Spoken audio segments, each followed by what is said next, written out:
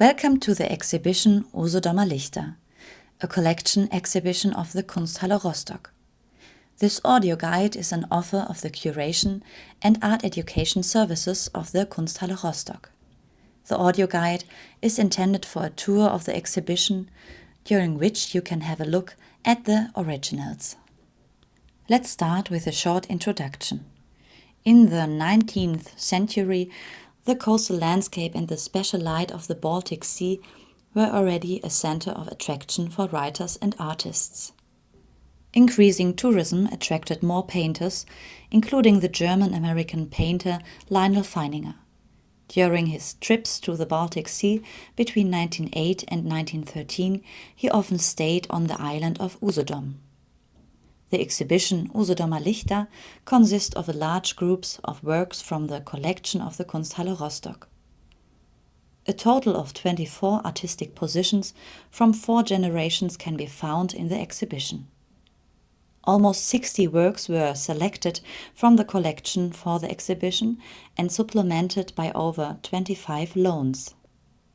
The exhibition includes two-dimensional works such as paintings, drawings, graphics, and collages. The phenomenon of Usedom as an island of artists is thematized over a period of almost 100 years. The questions posed by the curator concern Usedom's circle of artists and its transformation over time, including during a period of political changes in the 20th century. During National Socialism in particular, the island was sought out as a refuge by some artists. The curator also wanted to find out the ways in which similar painting techniques or motifs reveal friendly connections. Now, let's start the tour. When you step into the entrance area of the exhibition, you will see works from the last 3 decades. On the walls at the entrance, you will find works of art by the Meyer family. Seen from the entrance, 2 landscape paintings by Brigitte Meyer can be seen on the left, which stand out due to the visible application of paint and the use of intense colors. In the painting on the left, the artist captured her impression of the Baltic Sea after a storm. Clouds can be seen in the sky, reflecting the rosy light of the sun.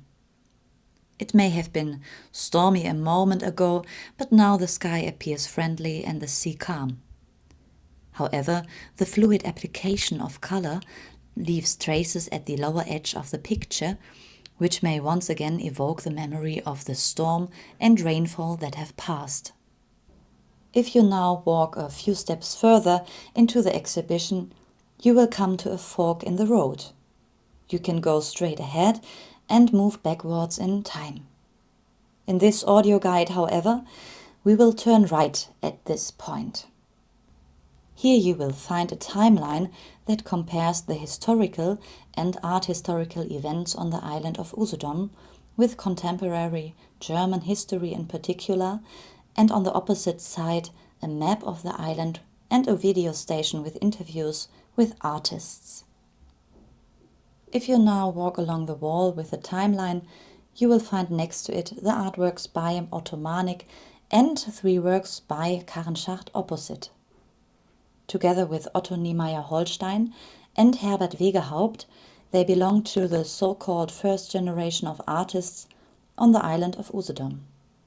The 4 people met in the 1920s and 30s and were educated as artists in different ways.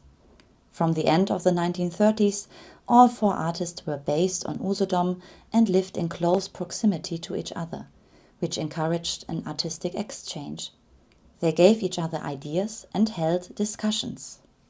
Many of their works were created directly in the open air. A recurring subject in the art is the landscape. The Baltic Sea coast, the Achterwasser, the fishermen, and everyday life on the island are common themes, but there is no uniform style or program. Rather, a common criterion is to capture the self-experienced reality of the surroundings in the picture. The motifs tend to be representational and the colors are often organized in sections.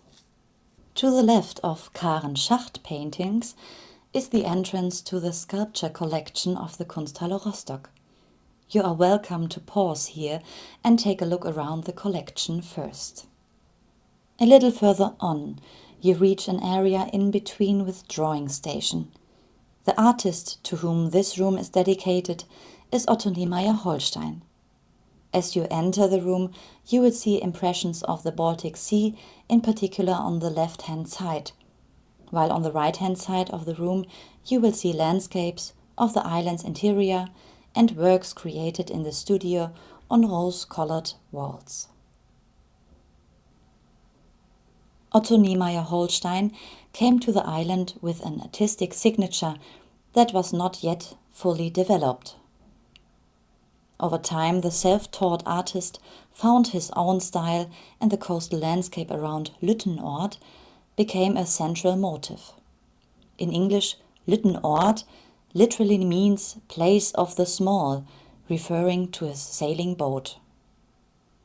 It is the place where he himself lived and worked, which today serves as a museum that preserves and exhibits the artist's creations on the island of Usedom.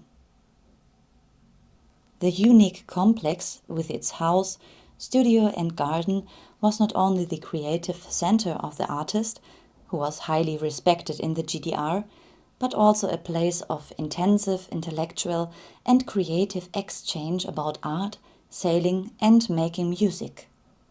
For many young artists, Niemeyer-Holstein was a moral anchor at a time when art was characterized by state ideology. The drawing station is provided with a suitcase easel. These cases can be folded up completely and are therefore easy to transport around the countryside. You are welcome to take a break here and leave an impression of your surroundings. Straight ahead in the next room, you will discover two works of art by Susanne Cantorn. The larger of the two has many pictorial elements that have a symbolic character. Susanne Cantorn is an artist to whom a personal exhibition will be dedicated at the Kunsthalle Rostock next year. In the painting Breakfast with Runge, the artist portrays herself together with Philipp Otto Runge on a meadow or red picnic blanket having breakfast outdoors.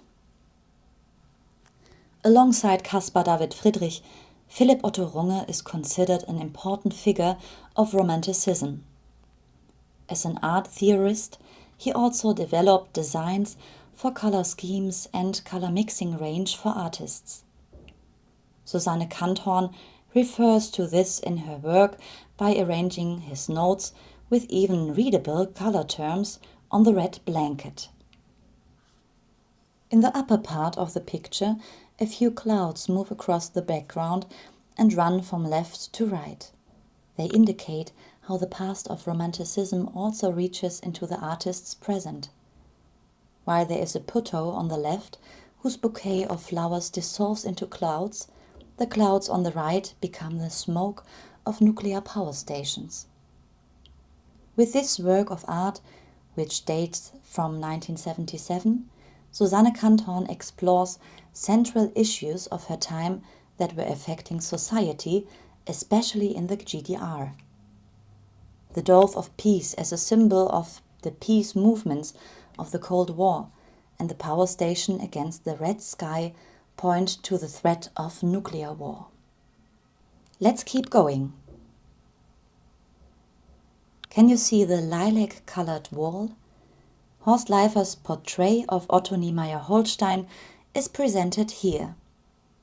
It is painted with intense colors, whereby the individual strokes do not form uniform surfaces, but appear unstructured. Together, however, the brush strokes form the essential contours of his friend Niemeyer-Holstein at the age of 80. If you now turn your back on Horst Leifer's work, you will discover artists on the opposite wall with whom Otto Niemeyer-Holstein was also friends. During his artistic lifetime, the artist collected numerous works of art from friends, bought them, exchanged them or received them as gifts. If we go further now and round the corner, we will find the large format artwork Strandereignis or Beach Event by the artist Oskar Manik from 2024. This is the son of Otto Manik, who has already been mentioned in advance as part of the first generation of artists on Usedom.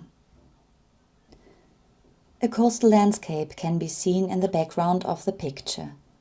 If you take a closer look at the right or left edge, you can see that this landscape was not painted, but that a textile was glued onto the canvas. The textile is most likely a bed sheet with Baltic Sea print. Manik painted a young woman on it and glued various collage elements onto the friendly-looking beach background. Oskar Manik's work is characterized by an experimental approach. He is known for his expressionist, humorous, and often surreal paintings, and is currently devoting himself to reversed glass painting with modern and popular motifs, among other things. On closer inspection, the comic-like color surfaces with their youthful and colorful motifs are also convincing in terms of content. They are based on the visual language of social media, with young people appearing to pose in front of a fictitious camera. The surroundings, the beach and the sea thus become a useful background motif, and the young people's self-portrayal is at the center of the pictures. At over 90 years of age, Oskar Manik is dealing here with a very young visual language and probably does not take an uncritical view of current developments. Close to Oskar Manik's large format work is an artwork by Matthias Wegehaupt entitled Im 21. Jahrhundert 1 Flucht or In the 21st Century 1 Flight from 2014. The background is characterized by horizontal and vertical lines and surfaces. The contours of human figures and numerous splashes of color, reddish ones in particular, have been applied to it. The splashes of red color almost seem to cover the outlines of the people, making them appear more like an anonymous mass without individual bodies.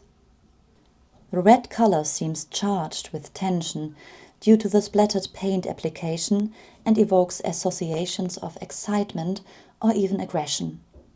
The suffering and violent experiences of the people on the run are made tangible in an expressive way, and issues such as the loss of home and one's own identity are brought closer to the viewer. Finally, take a look at Sabine Curios' works. You will discover 3 of them directly to the left of Matthias Wegehaupt's work. The artist deals directly with the experience of the natural world around her. She devotes herself to landscape, nudes and still lifes in painting and graphic art.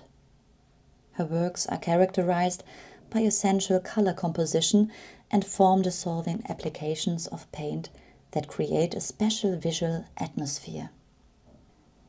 Sabine Curios showed a strong admiration for Otto Niemeyer-Holstein's artistic approach early on. His paintings and prints influenced her early works and later led her to a clear positioning and her own artistic signature. This concludes the tour of our exhibition. If you would like to find out more about the artist in this exhibition, please contact our team. Information on upcoming exhibitions or events can be found on the Kunsthalle Rostock website. Thank you for your visit. We look forward to seeing you again.